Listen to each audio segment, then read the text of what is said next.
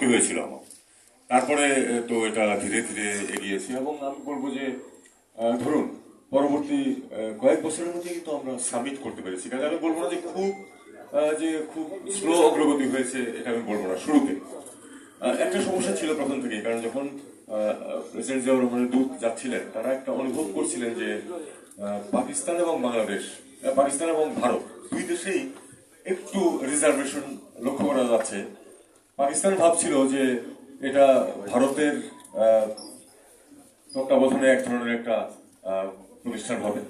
ভারত ভাবছিল যে চারপাশে যে ছোট দেশগুলি তারা গ্যাং আপ করছে, তাদের বিরুদ্ধে সম্ভাবনা আছে একটা, এই ধরনের একটা উভয় পক্ষের মনে ছিল। কিন্তু আমার মনে হয় সঠিক কূটনীতির মাধ্যমে সেই তাদের যে মনে দ্বিধাদ্বন্দ্বটা ছিল সে বেশ দূর করা সম্ভব হয়েছে।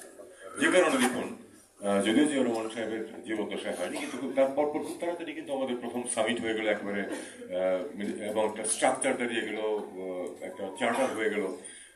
সাফল্যটা ভালোই ছিল এবং এর কারণে কিন্তু আপনার প্রত্যাশাও সৃষ্টি হয়েছিল অনেক, যে আমরা যেহেতু এত তাড়াতাড়ি এতটুকুতে আসতে পেরেছি, নিশ্চয়ই আরো অনেক অগ্রগতি হবে। একটা জিনিস আমাদেরকে মনে রাখতে হবে, দক্ষিণ এশিয়া ছিল বস্তুত একমাত্র অঞ্চল পৃথিবীতে যাদের কোনো ধরনের কোনো আঞ্চলিক সহযোগিতা ছিল না।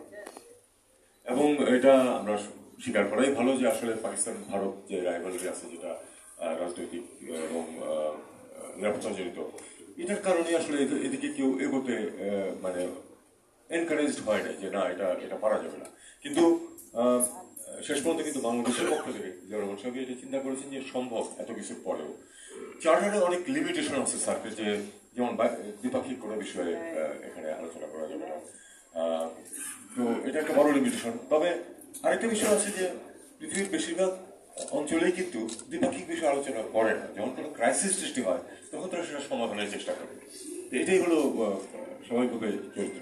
আর যে কোনো নতুন দেশের অন্তর্ভুক্তি সব গ্রুপিংয়ে কিন্তু সবার সম্মতি লাগে, এমনকি ইউরোপ, সেখানেও কিন্তু সম্মতি ছাড়া যেতে পারে না। আমরা জানি যে ন্যাটোতে অন্তর্ভুক্তি দিয়ে কিছুদিন আগে যেটা ঝামেলা হলো তুর্কি আপত্তির কারণে। কাজে এগুলি খুব অস্বাভাবিক কিছু না। তার মধ্যেও অগ্রগতি সম্ভব। প্রতি বছর সামিট হওয়ার কথা ছিল, প্রতি বছর হয়নি। আপনারা জানেন, স্ট্যাটিস্টিক্স অলরেডি আসছে আপনাদের কাছে। তারপরেও কিন্তু একটা মোটামুটি ধরুন, ঠিক আছে, এবছরটা হলো, আগামী বছর হয়ে যাচ্ছে। আমরা সমস্যায় পড়েছি গত 10 বছর যাবত যে কোনো সামিট হচ্ছে না। কেন, সেই আলোচনা আমি যেতে প্রয়োজন পড়ে না, আপনারা সবাই জানেন সেটা। সামিটে সব সমস্যার সমাধান হয়ে যায়, আঞ্চলিক সমস্যা, তা কিন্তু নয়। কিন্তু একটা বিরাট সুবিধা আছে এই যে শীর্ষ বৈঠকে যেটা হয়, সব রাষ্ট্র বা সরকার প্রধান একসাথে হন এবং সাইড লাইনে প্রচুর মিটিং হয়। আমি ব্যক্তিগতভাবে মনে করি সার্কের ক্ষেত্রে অন্তত এই সার্কের নিজস্ব